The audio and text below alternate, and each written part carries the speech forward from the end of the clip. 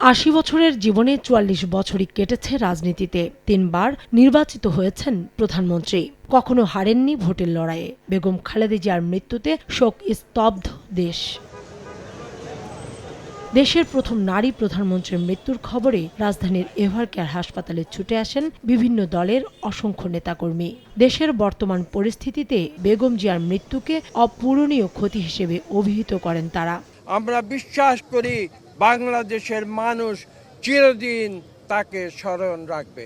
বেগম খালেদা জিয়ার তিনি এমন একটা সময়ে তিনি আমাদের মাঝখান থেকে বিদায় নিয়েছেন যখন দেশ একটা গুরুত্বপূর্ণ ক্রান্তিকালে। তিনি কোনো নীতি প্রশ্ন আপোষ করেন নাই, কিন্তু অন্যায়ের কাছে মাথা নত করেননি। কখনো ওনার মুখ থেকে কোনো ধরনের প্রতিহিংসামূলক আচরণ আমরা দেখিনি। বেগম জিয়ার মৃত্যুতে শোক জানিয়েছে দেশের সব রাজনৈতিক দল। আওয়ামী লীগ বলছে, প্রথম নারী প্রধানমন্ত্রী হিসেবে ও গণতন্ত্র প্রতিষ্ঠার আন্দোলনে বিএনপির প্রধানের অবদান অপরিসীম। জামায়াত বলছে, মানুষের অধিকার ও গণতন্ত্রের প্রশ্নে দীর্ঘ লড়াইয়ের জন্য স্মরণীয় হয়ে থাকবেন তিনি। এনসিপি বলছে, স্বৈরাচার বিরোধী আন্দোলনে বেগম জিয়ার সাহসী নেতৃত্ব গণতান্ত্রিক অধিকার আদায়ে পথ দেখিয়েছে।